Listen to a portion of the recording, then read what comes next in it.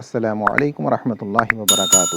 اللہ کا احسان ہے میں ٹھیک ہوں اور اس کے کرم سے امید کرتا ہوں کہ آپ سب بخیر و عافیت سے ہوں گے۔ ناظرین، ایک بھائی کا مسئلہ سامنے آیا ہے کہ وہ کہتا ہے کہ میں ہر نماز میں سجدہ سہو کر لیتا ہوں۔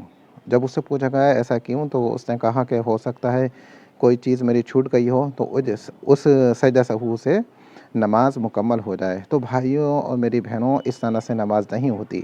سجدہ سہو وہیں کیا جائے گا جہاں پر واجب چھوٹ جائے گا، اور واجبات نماز 14 ہیں۔ اگر ان 14 میں سے ایک چیز بھی چھوٹ جائے گی تو ہم سجدہ سہو کریں گے نماز کے آخر میں اور ہماری نماز ہو جائے گی۔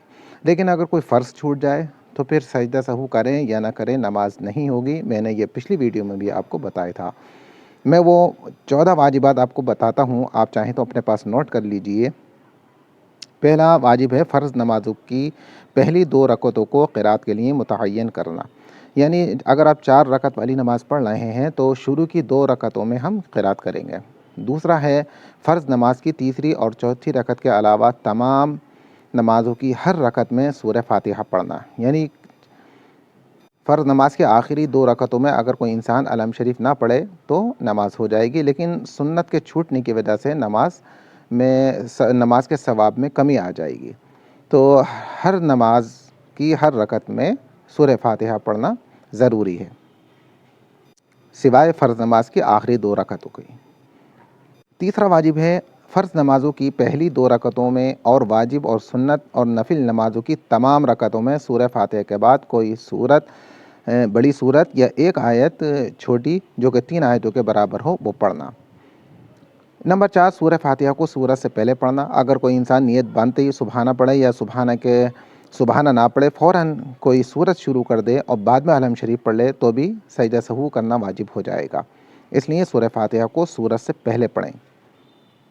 نمبر 5، قرات اور رکوع میں اور سجدوں اور رکعتوں میں ترتیب قائم رکھنا، یعنی ترتیب سے نماز پڑھنا، یعنی پہلے قیام کرنا، پھر رکوع، پھر سجدہ، جیسے کہ عام طریقے سے نماز پڑھی جاتی ہے۔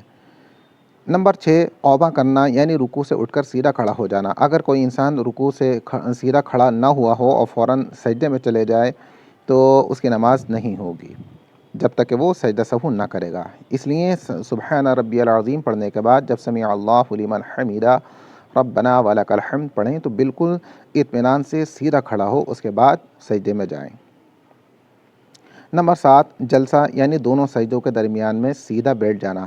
بہت سے لوگوں کو دیکھا گیا ہے کہ ایک سجدہ کرتے ہیں اور پورے طرح سے بیٹھ بھی نہیں پاتے کہ وہ دوسرے سجدے میں چلے جاتے ہیں۔ تو ناظرین، اسے جلسہ کہتے ہیں، ایک سجدہ کرنے کے بعد بیٹھنا۔ اگر کوئی انسان فوراً دوسرے سجدے میں چلے جائے تو پھر سجدہ سہو واجب ہو جائے گا۔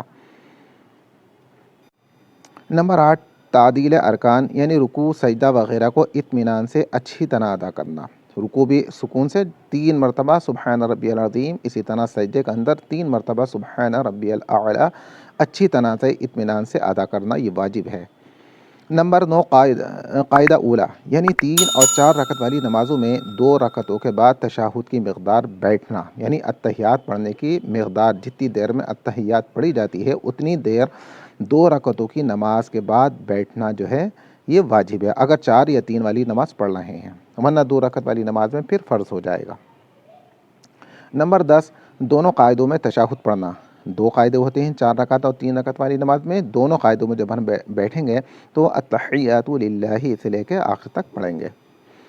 نمبر 11، امام کو نماز فجر، مغرب، عشاء، جمعہ، عیدین، تراویح اور رمضان شریف کے وتروں میں آواز سے قرات کرنا اور ظہر، عصر وغیرہ نمازوں میں آہستہ پڑھنا۔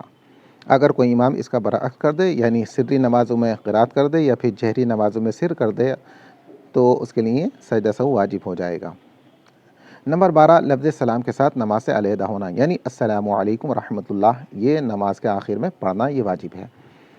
نمبر 13، نماز وتر میں قنوت کے لیے تکبیر کہنا اور دعائے قنوت پڑھنا، یہ دونوں، تکبیر بھی کہنا اللہ اکبر اور اس کے بعد اللہم انا نستعینک یہ پڑھے۔ اگر کوئی دعائے قنوت پڑھنا بھول جائے اور ڈائریکٹ رکوع میں چلا جائے تو پھر آخر میں سجدہ سہو کرے، نماز اس کی ہو جائے گی۔ نمبر 14، دونوں عیدوں کی نمازوں میں زائد تکبیریں کہنا، یعنی عید الفطر اور عید الاضحیٰ کی نماز میں 6 جو زائد تکبیریں ہوا کرتی ہیں وہ کہنا۔ تو ناظرین، یہ 14 واجبات ہیں، اگر ان میں سے کسی کا کوئی واجب چھوٹا ہے تو پھر وہ سجدہ سہو آخر میں کرے گا اور اس کی نماز درست ہو جائے گی۔ السلام علیکم ورحمۃ اللہ وبرکاتہ۔